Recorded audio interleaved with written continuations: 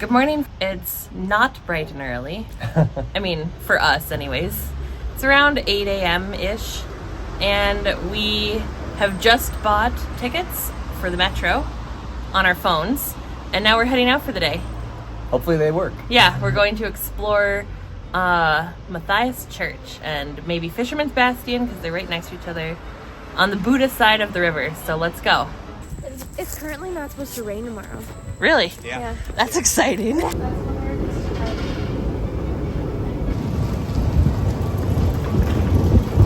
Ooh, this is moving fast. Wow, this is like cruiser. We took the M2 line to the Buda side of the river, and it took us 115 feet underground. The line was built during the communist days and was designed to double as a bomb shelter. We're Karin and Jeremy, an average couple with average jobs and limited vacation time.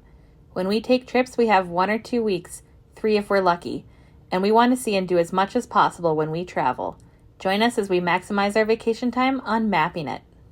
We made it to Matthias Church. Not sure how to pronounce it, but it is incredible. Let's go check it out. This church was named after Matthias Corvinus, one of the most beloved kings of Hungary. Corvinus means raven, and you can see a raven holding a golden ring up on the top of the spire there. Do you know anything about this church? No, I know nothing. You lie. The steeple was built for the 1896 century anniversary.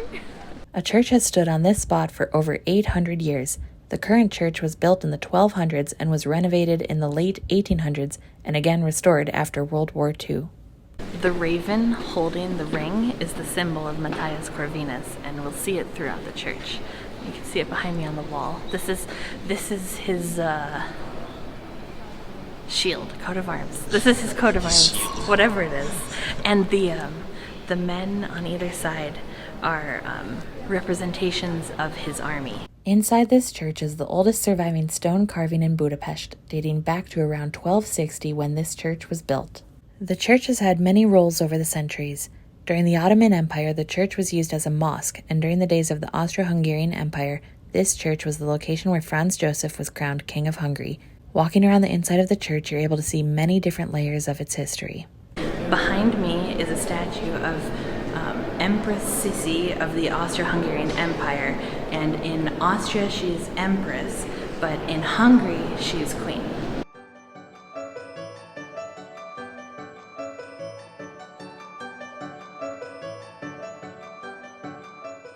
So we paid about 2,100 forints to get into the church per person. I think that was pretty worth it. It's got a cool inside, so definitely worth it to pay that much. We spent some time walking around Fisherman's Bastion and enjoying the views. In winter, when the days are shorter and sunrise is later, it's hard to beat the crowds. But if you visit in summer, we recommend coming very early in the morning to enjoy the views before all the tour groups start their day.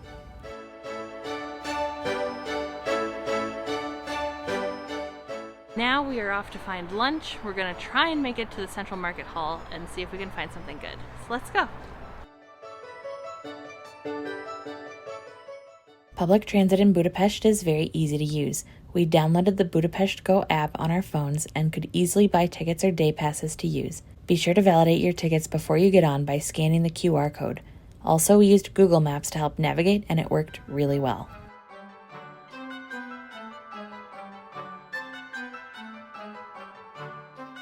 Well, we made it to the Central Market Hall. Let's go inside and check it out. So I think we'll see this when we're walking around, but the main floor of the Central Market Hall has a lot of like food stands and stuff, so you get your meat, your cheese, your vegetables, all that good stuff. And then the upstairs has more restaurants and souvenirs and gifts and that sort of thing. So we're gonna try and see what we can find. The Great Market Hall has something for everyone. There's plenty of cheese, cakes and desserts, and of course tons of paprika on the main level.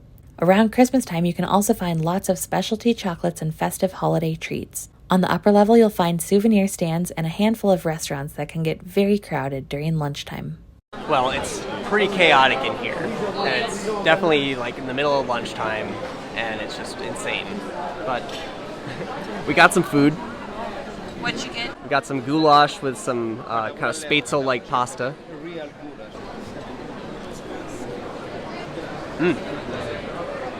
That's good. It's well cooked. Good spices, paprika, I think some onion too. I think it's pork.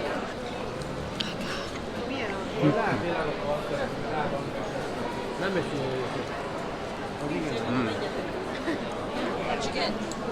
Goulash.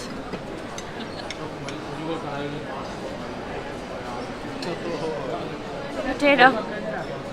We've got some shots of Unicum here, which is a very popular spirit in Hungary. It's supposed to be a little bitter.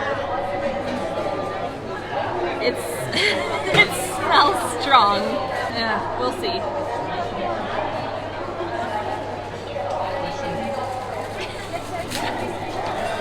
Wow, that's strong. I'm glad I went with the small. That's really bitter. Very bitter. It wasn't bad at first, but then it hit me like, holy cow. I think that's a strong pass for me. Maybe not. I mean, I'm glad I did it, but Yeah.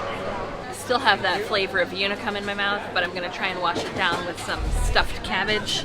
This looks really good. Looks like we got some sour cream here, some additional cabbage, and then the stuffed cabbage. So let's see what we got.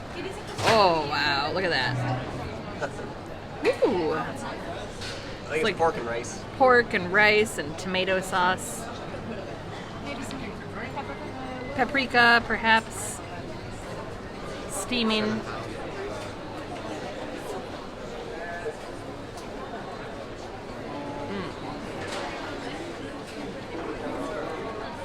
That's really good. I think everything would be improved with a little bit of the sour cream, but overall, very good. I think your goulash was better though.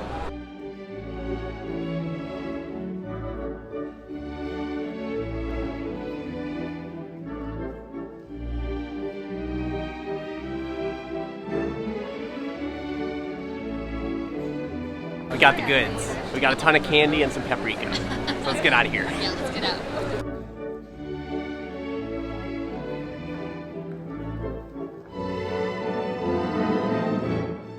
We got some desserts from the Central Market. We don't quite know what we have. I've seen this before and I've read good things about it, but I don't remember the name of it.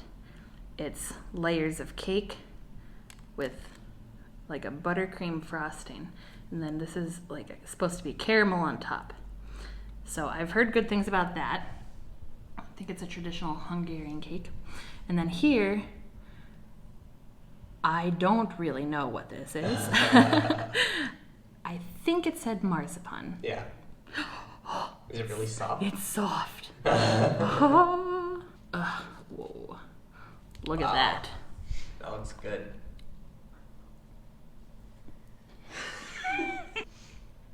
Wow. That's very good. It's not too sweet. So we figured out the name of this traditional Hungarian cake. It's dobos torta. So let's try it out. It's got... That's a big bite. Yeah, we'll see if we can do it. If you're under the If I, plate. yeah. There we go. Crunchy. Yeah, topping's got some crunch to it. Good chocolate frosting. It's a good 7 or 8 out of 10. It's candy trying time. So we're gonna try that Balletone. It's kind of like a wafer, chocolate wafer.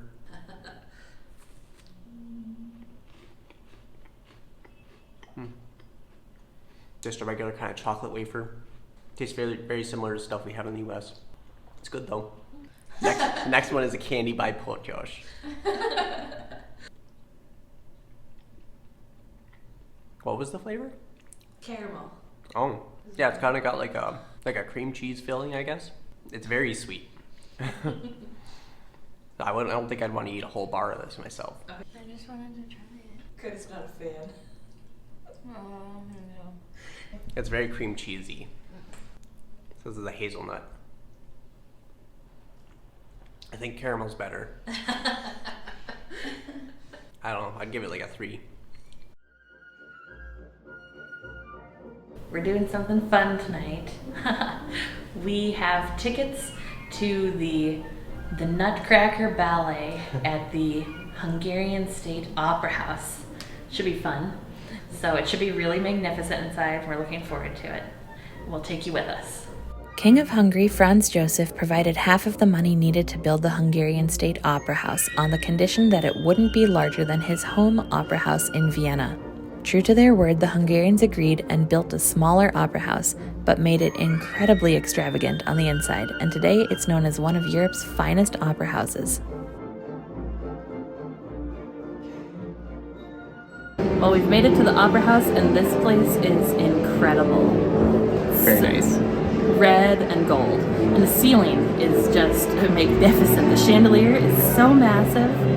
I think we've got a pretty nice view, and we can even see the orchestra too. We bought our tickets to the ballet several months in advance, and seats for performances during the holidays were already starting to sell out in August. We chose tickets for a private box, and although there were only 3 of us, we had to buy all 4 seats in the box. But we really enjoyed having box seats, so it was worth it.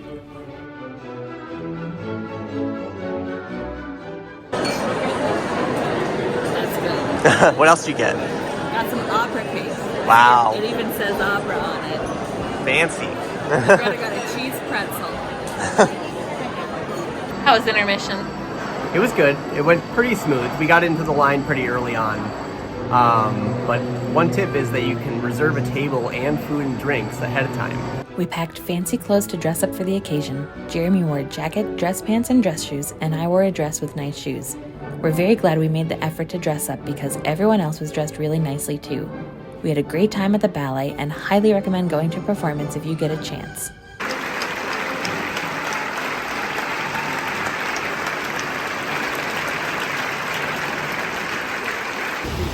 We just finished up at the ballet. Oh, it was wonderful. It's a little bit rainy, so I'm glad I'm wearing my raincoat. And we're heading back to the apartment. Maybe there will be a detour. Maybe. Maybe. It's a little rainy and wet, so we'll see.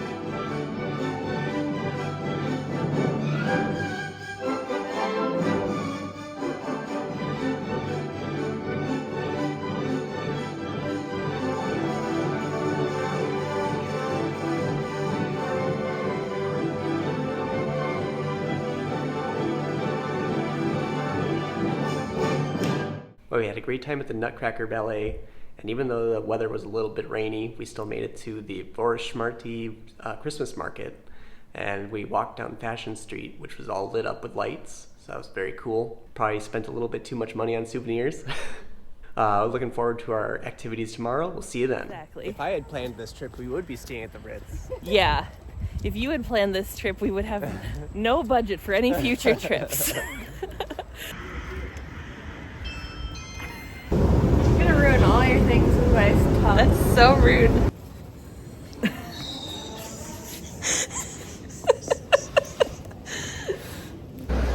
Is it upside down? No, I don't think so. How much did we pay to get inside the church? That's a good question.